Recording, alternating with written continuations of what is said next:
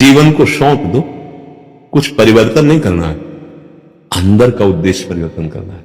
अपने को भगवत सहारे कर दो। हे प्रभु, हमें तो कुछ पता नहीं था, आपने सुनवाया। जैसे विभीषण जी कह रहे हैं, श्रवण सुजस सुनी आयऊ प्रभु भंजन भव भीर, त्राहि त्राहि आरति हरन शरण सुखद रघुवीर। मैं भूला था, मानता हूं, आपने मुझे जगाया। हे नाथ, आज से मैं अपना जीवन आपके हवाले करता हूं। अंदर की बात कह रहे हैं, अगर हृदय से रखोगे तो फिर वो किसी न किसी रूप में आपको संभालते रहेंगे।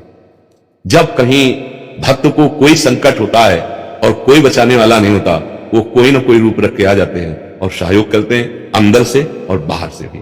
हमको एक बार हृदय से शरणागत होना है, एक बार हृदय से, सच्चे हृदय से, फिर वो संभाल लेते हैं। तो सच्चा हृदय कैसे बने ना, इसीलिए सत्संग सुनाया जा रहा है, इसीलिए नाम जप किया जाता है। एक बार वो आर्त भाव से जो शरणागत हो जाता है, तो अपिचेत सुदुराचारो भजते माम अनन्य भाग साधुरेव समंतव्या सम्यक व्यवसिता ऐसा। वो चाहे जितना बड़ा दुराचारी रहा हो, भगवान कहते हैं, केवल हृदय से स्वीकार कर लिया कि प्रभु गलती हो गई, आपके सिवा कोई मुझे क्षमा करने वाला नहीं, प्रभु आपके सिवा कोई मुझे अपना मानने वाला नहीं, नाथ मैं आपका, भगवान संभालिए। उसी को चौपाई में गोस्वामी जी कह रहे हैं, जो नर होई चराचर द्रोही, आवे सभे शरण तकी मोही। संपूर्ण विश्व का द्रोह करने वाला पापी हो, अगर उसको भी ये ज्ञान हो जाए कि मेरे से गलती हो गई, प्रभु की शरण में कोटि विप्रबध लागे जाहू, आए शरण तजहू नहीं ताहू। करोड़ों ब्रह्म ऋषियों का प्यारा भी हो, अगर उसे एक बात आ गई हृदय में कि प्रभु के सिवा मेरा कोई नहीं कल्याण कर सकता, मैं उसको भी नहीं त्यागूंगा। भगवान के वचन हैं, भगवान के। तो हम अगर हृदय से शरण हो जाए तो भगवान जैसे अर्जुन का रथ की बागडोर पकड़ ली, मेरे जीवन की बागडोर पकड़ लेंगे, पक्का, निश्चित समझो। अपने लोग पग पग पर भगवान की दुलार और कृपा को देखा, पग पग पर देखा। एक बार ऐसे संकट में फंस गए, गंगा जी का किनारा और सर्दी में कोहरा होता है, और जब बाढ़ आकर पानी सकिल जाता है तो ऊपर पपड़ी पड़ जाती है, मतलब एकदम प्लेन जगह दिखाई देती है, और वहां था भारी दलदल। अगर हम 2-4 कदम आगे बढ़ जाते तो दलदल में धंस जाते। अब गंगा का किनारा, कोई वहां व्यक्ति नहीं, कोहरा पड़ रहा है, प्राण निकलने की संभावना थी, क्योंकि जब कभी कोई आता तब उधर निकलता। अब कोहरा सर्दी में और बेघाट में, हम तो ऐसे भ्रमण करते थे, अचानक आवाज आई, ए सावधान, आगे दलदल है। तो उस समय मुझे लगा कि कोहरा है, कोई व्यक्ति देख रहा होगा। उसने कहा, तो एक छड़ी रखते थे, जो ही आगे चलकर ऐसे किया तो पूरी छड़ी ऐसे दलदल, मलाई जैसा एकदम दलदल, और ऊपर पपड़ी थी, पीछे लौट पड़े। हमने काफी खोज की कि जो आवाज, वो हर समय रहता है, किसी न किसी रूप में वो आपको संभालता रहेगा। करो सदा तिनके रखवारी जिब बालक राखे। हमें पहले तो लगा किसी व्यक्ति का आवाज, लेकिन जब तो लगा इस समय प्रातःकालीन धुंध मची हुई है, यहां कौन, मतलब मेरे भगवान मेरे को प्रतिपल देखे। वही विश्वास आगे बढ़ाता है ना। बचपन से कदम कदम पे देखा है भगवान का दुलार, पर अंदर से भगवान के सिवा हमारा ना कोई था, ना है और ना रहेगा।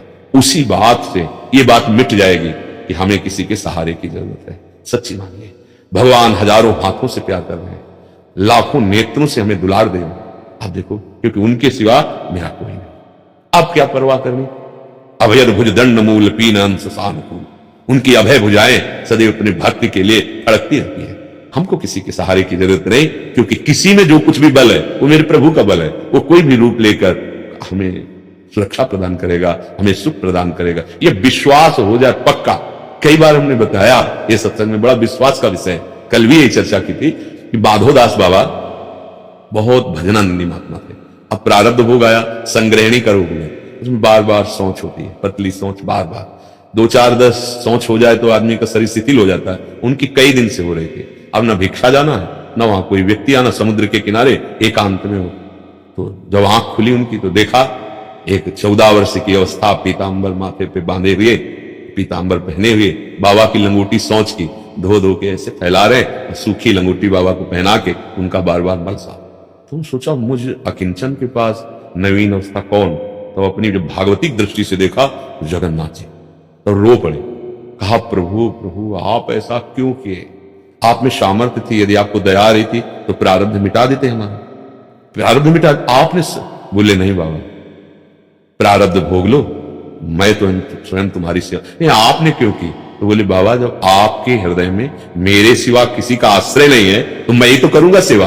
भगवान के अनंत पार्षद हैं, भगवान ने किसी एक पार्षद को आज्ञा नहीं करी, स्वयं भगवान ने। भगवान का जो सारथिक दारुक है, विश्व ब्रह्मांड में जितनी अश्व कलाएं हैं सबका वो गुरु है। भगवान ने दारुक को नहीं आज्ञा की कि अर्जुन का रथ हाकिए, स्वयं सरकार बैठ गए। भगवान का जो सारथी दारुक है ना, हर भगवान का सारथी है। विश्व की जितनी भी कलाएं अश्व के संबंधी रथ हाकने सब में वो गुरु है। भगवान जगत गुरु दारुक जी को नहीं कहा कि चलो युद्ध में अर्जुन का रथ हाक दो, हम क्यों द्वारिकाधीश और भगवान, नहीं, स्वयं भगवान। जब भक्त को कभी आवश्यकता पड़ती है, भगवान। एक सेन भक्त नाम के बहुत उच्च कोटि के महापुरुष हुए हैं, सेन भक्त उनका नाम था। वो जहां संतों को देखते थे तो भूल जाते थे मैं किस काम के लिए जा रहा हूं, क्या मतलब इतना प्रीति। जब जिसको भगवान से प्रीति होती है उसको भक्तों से अवश्य प्रीति होती है, और जिसको भक्तों से प्रीति होती है भगवान उसके अधीन हो जाते हैं। तो एक दिन वो राजा की सेवा में जाया करते थे, तो अपना वो सब सामग्री ले उसकी मालिश की जा रहे थे, तो रास्ते में देखा कई संत आ रहे, तो भूल गए और दंडवत किया, आओ महाराज। तो संत भाव के भूखे हैं, उनके पास गए। अब वो सबकी सेवा खान पान जैसा फल फूल आदि जो, अब वो संत भगवान सुबह तक रुके। जब वो सुबह गए तब उनको होश आया कि राजा तो इंतजार ही करता रह गया उसकी मालिश का। अब डर सताया कि राजा रजोगुणी होता, फांसी में चढ़ा देगा, क्योंकि हमने कोई सूचना निवेदन नहीं किया और सेवा में नहीं गए। इतने में 2 पार्षद आ गए राजा के, कहा महाराज ने आपको बुलाया।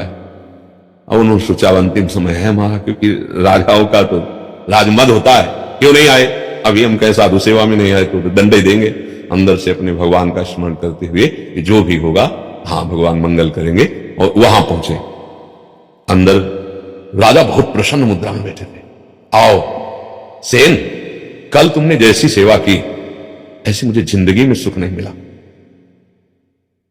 जो चाहो मांग लो हमसे, मैं बहुत प्रसन्न हूं। उन्होंने सोचा विनोद तो नहीं कर रहा, तो उनका सरकार कल कहां, बोले नहीं, बहुत सुंदर सेवा की और इतना सुंदर रूप कल तुम्हारा हमने देखा जो हमने कभी नहीं देखा। अब समझ में आया कि हो सकता है हम जिन भक्तों की सेवा कर रहे थे उनके स्वामी भगवान की कोई लीला।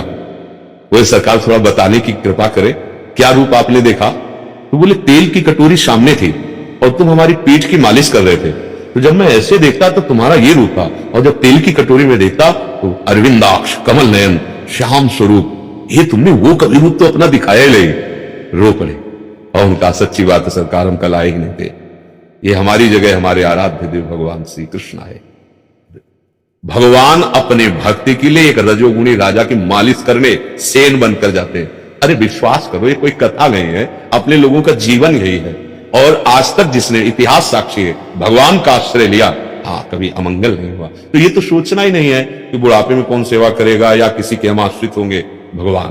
तो अगर हम सोचे कि आखिरी में हमारा क्या होगा तो बहुत बढ़िया होगा, क्योंकि हमने प्रभु के सिवा खुला किसी को नहीं माना। इसीलिए विश्वास हो, अरे कदम कदम पे भगवान का प्यार, इसीलिए वो कहते भगवद आश्रित रहो। हाँ कायर भी नहीं बनना, एक बात समझना, क्या भगवान के भरोसे नहीं, कायर नहीं बनना, कर्तव्य का पालन करना, भरोसा प्रभु पे रखना है, समझ रहे?